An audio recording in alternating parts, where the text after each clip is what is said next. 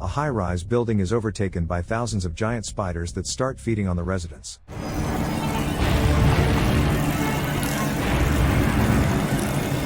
In the desert, a group of Arab smugglers is hunting for spiders. One of them finds a spider's lair and calls the others over. They release poisonous gas into the lair, but just then, a spider leaps onto one man's face and bites him. The other spiders flee the lair, and the smugglers catch them in plastic containers. Meanwhile, the bitten man writhes in pain, and his companion ends his suffering with a machete. The scene shifts to Ali's shop, where Ali sells all sorts of items. One day, Caleb, a regular customer who trades sneakers and loves exotic animals, comes in looking for earrings for his neighbor. He doesn't find anything interesting and asks Ali to show him other items. Ali takes him to the back room, where Caleb is surprised to discover numerous containers with exotic animals. He admires the creatures and suddenly spots the very spider from the desert. Ali warns him that it is very poisonous and dangerous, but Caleb dismisses the warning. Caleb buys not only the earrings but also the spider, and then heads home to a large gray building in a rough neighborhood. Upon entering the building, Caleb decides to help the janitor move a trash can, which suddenly explodes due to a firecracker planted by some local teenagers. Enraged, Caleb snatches the backpack with firecrackers from the kid and scolds him for his behavior. Later, he meets with his friend Mathis in the sneaker storage room, and they work on new orders. Caleb then returns to his apartment, where he lives with his sister Manon after their mother's passing. He sets up heat lamps for his pets and temporarily places the spider in a leaky shoebox. Soon after, Caleb argues with his sister because she turned off the lamps for his pets. Manon argues that electricity is expensive and she needs money for repairs to sell the apartment for a better price. But Caleb insists that he will never sell the apartment where they grew up and lived with their mother. Afterwards, Caleb heads to a farewell party for his neighbor Claudia, who is moving out of their building. On the way, he runs into his acquaintance Tamani, who demands his order quickly since his old sneakers are falling apart. Caleb explains that he will hand them over as soon as he finds a new intact box, since the original one is unusable. Caleb then gives Claudia the earrings and enjoys the party, while this poisonous spider escapes from the box through a hole in the corner. A few hours later, Caleb returns home and finds that the lamps are off again. Apologizing to his pets, he plans to relocate the spider to a more comfortable enclosure but is horrified to discover that it has disappeared. Caleb frantically searches his room but finds only a strange cocoon in his butterfly collection instead of the spider. He grabs Tamani's sneakers and decides to sleep in the living room, hoping to catch the spider later. The next morning, he is woken by the terrible sound of a drill and, irritated, goes to his sister's bathroom to demand she stop. There, he encounters not only Manon but also her friend Lila, her boyfriend, and his former friends Jordy and Mathis, who are helping Manon with the repairs. Mathis gives Caleb a new box for the sneakers, and Caleb heads to the basement to finally deliver Tamani's order. At that moment, one of the building's residents, Gilles, approaches Caleb, suspecting he's selling illegal substances rather than sneakers. Unable to find any evidence, Gilles leaves, saying he will keep an eye on Caleb. Back in his apartment, Tamani puts on the new sneakers, only to be bitten by a spider. He manages to crush it, but then new spiders emerge from the shoes and attack him, leaving him with no chance of survival.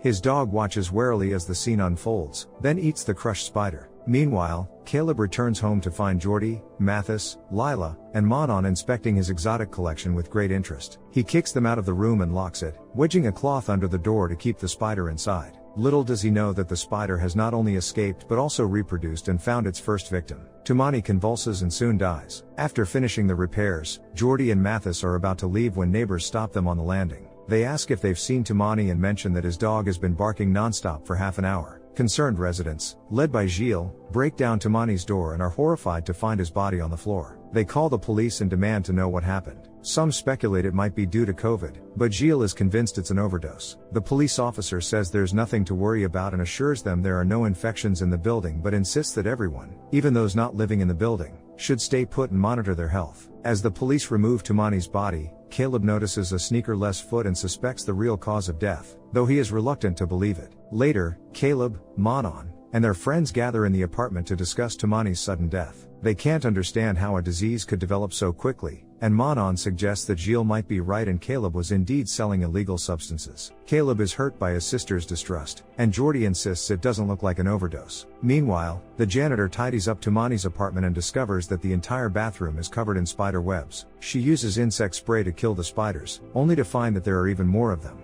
In a bid to escape the poisonous spray, dozens of spiders crawl through the ventilation shaft into Lila's bathroom while she washes her hands. Lila soon notices the ventilation cover has fallen to the floor and tries to put it back, but slips and falls.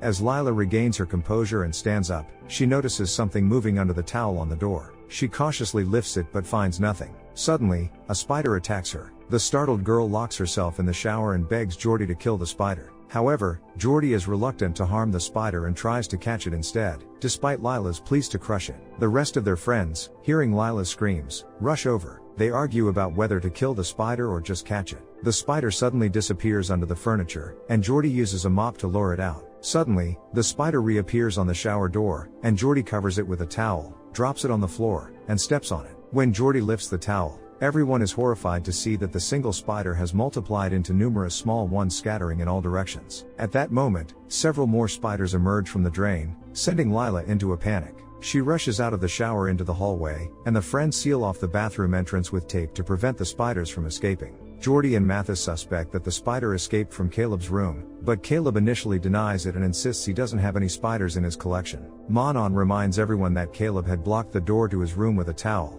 and they pressure him into admitting the truth. Caleb confesses that he bought a spider but insists it was much smaller and only one. Mathis points out that spiders can grow in hostile environments, but Caleb is reluctant to believe this. Suddenly, Jordy notices the butterflies in a frame covered in cobwebs. Caleb explains that he found a cocoon there and insists that his spider should have died without the heat. However, Jordy cautiously asks to see the cocoon. Caleb hands Jordy the shoebox containing the cocoon. Jordy opens it, and then...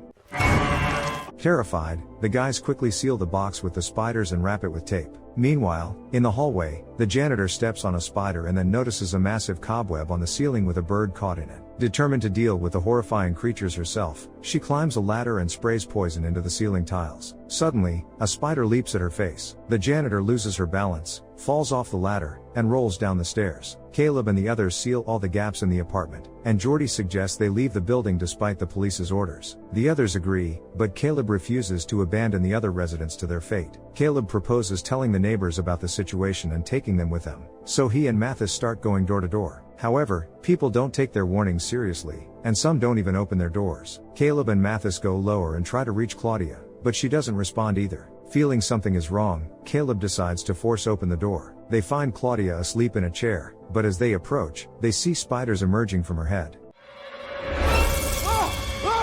Horrified, the guys flee from Claudia's apartment and run into another neighbor who is already beyond help. Meanwhile, Jordy finds information online about the spiders, identifying them as belonging to the Sciaridae family. It turns out that the offspring of this species can grow up to 10 times larger than the mother if surrounded by predators. Jordy, Manon, and Lila are waiting for Caleb and Mathis to return when they suddenly hear a strange noise from the other end of the apartment. Jordy heads to the kitchen to investigate and slips on a red puddle. Lila follows Jordy and they discover Tamani's dog's body, from which a huge spider is emerging. As the spiders continue to multiply, they have already attacked nearly all the building's residents. Caleb and Mathis return to the apartment but are stopped at the door by their friends, who warn them that it's also dangerous inside. Realizing they need to escape quickly, they are suddenly confronted by Gilles in the hallway. Hearing that they want to flee, Gilles attacks them and starts beating Caleb, still suspecting him of drug trafficking. Gilles drives the group back into the apartment and heads to Caleb's room to confirm his suspicions. Caleb and the others try to explain that it is extremely dangerous there, but Gilles ignores them.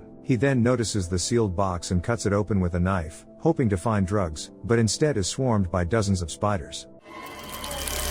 The friends rush into the corridor and head down the stairs in search of an alternate exit. They decide to escape through the parking lot, but it leads them to another long corridor infested with thousands of spiders and thick with cobwebs. When they turn on the light, the spiders freeze, and Caleb decides to use this to their advantage to cross the dangerous corridor. However, the light switch is broken, and the light turns off on its own. Realizing there's no other way out, Manon suggests she'll hold the switch while everyone passes through and then run quickly to join them. Caleb is reluctant to put his sister in such danger, but she insists she can handle it. The friends pull up their hoods and cautiously make their way through the terrifying corridor, eventually reaching a relatively safe area. Manon then releases the switch and starts making her way behind them, but she accidentally brushes against the web with her head, and at that moment, the light goes out. She immediately tries to pull away but stops in time and lights the corridor with a flashlight. The spider near her face freezes, and Manon escapes from the web and rejoins her friends. Finally, they reach the door leading outside, but the police prevent them from exiting due to a quarantine. The friends plead to be let out,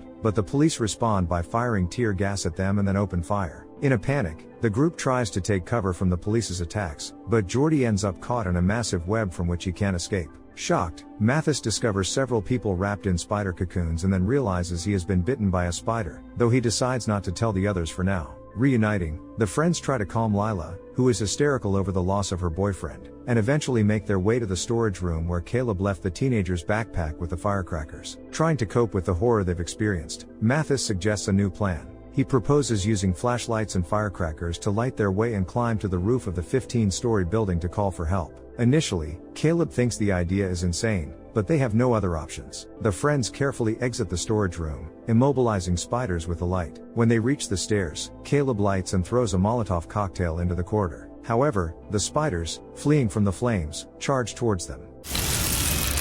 In a panic, the group rushes up the stairs, barely managing to hold off the spiders with the flashlight. Halfway up, they decide to take refuge in Gilles' apartment to rest and figure out their next move. Suddenly, Caleb notices Lila standing by an open window and approaches her, fearing she might be planning to jump. She assures him she has no intention of doing so and asks why he had a falling out with Jordy. Caleb explains that he and Jordy had always dreamed of opening their own terrarium. One day, Caleb brought home an iguana that bit Jordy on the leg, leading to an infection and surgery. Jordy reported the incident to the police, which ended their friendship. However, Lila reveals that Jordy never actually turned Caleb in. He told everyone that he fell off a scooter to protect Caleb's reputation. Just then, several police officers enter the apartment, searching the building. They immediately aim their weapons at the group, fearing they might be infected. The friends try to convince the police that they haven't been bitten and plead to be let out, but the police refuse to let them leave. In desperation, they lunge at the officers, and a scuffle breaks out. Caleb notices one of the officers is choking Mathis too harshly.